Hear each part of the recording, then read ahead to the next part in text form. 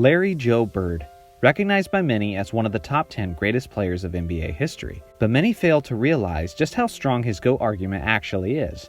Larry, alongside of Magic Johnson, saved the NBA and helped bring the league to new levels of popularity throughout the 1980s. Throughout Bird's illustrious career, he won 3 NBA championships, received 12 All-Star selections, made 10 All-NBA teams, won 3 MVP awards, and won 2 Finals MVP awards. Larry was also one of the most clutch players in NBA history. He had numerous game-winning shots in both regular season and the playoffs, and he was known for making the big play when his team needed it most, whether on offense or defense. As many of you already know, Bird was an all-time great three-point shooter and just a great shooter in general. He shot 37.6% from three-point range during his career, and he won the three-point shooting contest 3 consecutive years, with Craig Hodges being the only other player to win the contest that many times. Bird was a great all-around scorer and shooter when it came to efficiency, but in his prime, he was unmatched. He was the first player in NBA history to make the illustrious 50-40-90 club. To make the 50-40-90 club, a player must shoot an average of 50% from the field, 40% from three-point range, and 90% from the free throw line over an entire NBA season. In all of NBA history, only 8 players have averaged 50, 40, and 90 over a season, and of those 8 players, only Larry Bird and Steve Nash have done it multiple times. What makes Bird stand alone from Nash, though, was the fact that Bird was a scorer and a high-volume shooter. Bird shot an average of nearly twice as many shots and free throws as Steve Nash per game. Bird was a volume shooter who had multiple 50, 40, 90 seasons, so from that perspective, you could argue that Bird was the most overall efficient scorer in NBA history. Bird was far more than just a scorer and a shooter, though. He was one of the greatest, if not the greatest, all-around player in NBA history.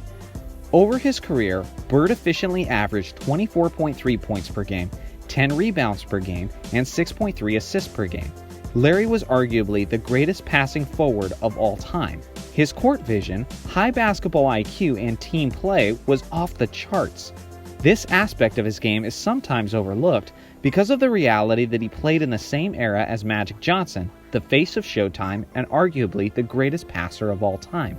Bird wasn't quite on Magic's level in terms of vision and passing, but as far as 6'9" small forwards go, Larry was as close to Magic's passing skills as it gets.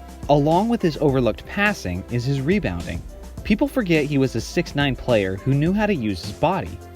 As I mentioned earlier, Larry averaged a whopping 10 rebounds per game over the course of his career. He wasn't just a solid rebounder, he was one of the all-time greats at it.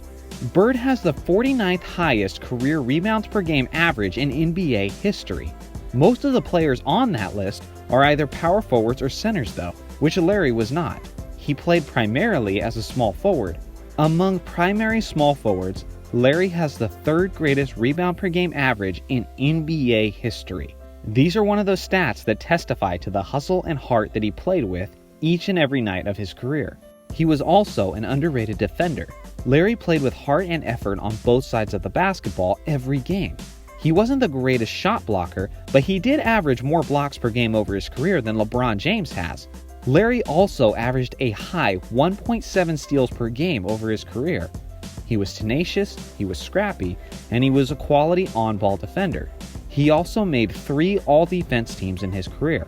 I'm not trying to make it seem like he was Kawhi Leonard on defense, but Larry was a good defender who often doesn't get the recognition he deserves in that area. Larry was a legend and a leader who impacted the game in just about every way you can, and as a result, his team won 3 championships and made a trip to the finals 5 times. An aspect that I don't often hear mentioned in the GOAT discussion was the fact that Magic was a rival to Bird and Bird was a rival to Magic.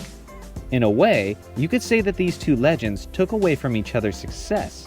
Michael Jordan, for example, had no equal throughout the 90s, so in a way, it's easier for us to call him the GOAT since he so clearly stood out from everyone else. If you take either Magic or Bird out of the equation though, the remaining player stands out that much more. Magic would have won more championships if Larry wasn't around, and Larry would have won more championships if Magic wasn't around. Although you could argue that their impacts and legacies were greater since they were rivals to each other, We can also acknowledge that their GOAT pursuits were hindered by the fact that they were constantly in each other's way.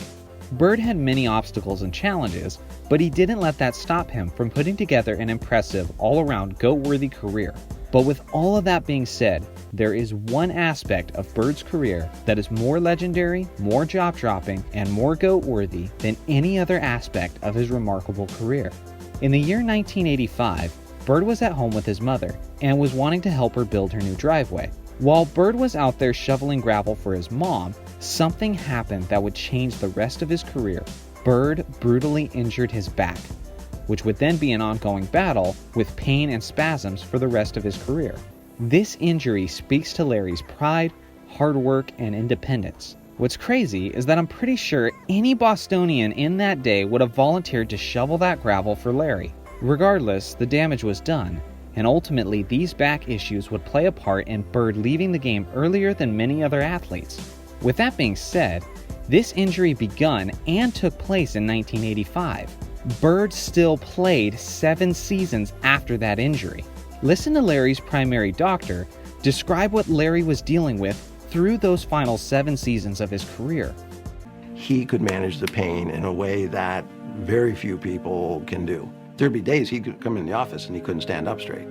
It was a situation that he was seeing almost daily. He had lost the structural stability in his spine, so it would slip into abnormal positions to try and lock itself to get an artificial stability. That's like getting your finger stuck in a door and somebody's still pushing on the door. So what we had to do was unlock his spine, realign it, do techniques that would hold that for 4 hours, 6 hours, that type of thing, and then he'd go play basketball. His pain in his quest for basketball became all-encompassing. Very few people really knew what Larry was living with. So let me get this straight. When Larry had won his championship and finals MVP in 1986, this is what he was going through? In 87 and 88, when Larry had back-to-back 50-40-90 seasons while averaging nearly 30 points per game, this was the back issues he pushed through? When Larry won the League MVP award in 1986, which was his 3rd MVP in a row, which he is the only player to ever accomplish since the NBA's merger, this is what he overcame to get it done? That is beyond legendary. It's utterly ridiculous. You do realize that Larry only played 5 healthy seasons in his career before he received what many people would consider a career-ending injury, and then spent more than half of his career dealing with the pain and structural damage, and yet he still managed to put together a GOAT-worthy resume. No other NBA legend has anything close to that kind of claim. Say what you want about Larry Bird, but the reality is, he's likely the toughest and baddest dude the NBA has ever seen. This is why Larry Legend is the greatest player of all time.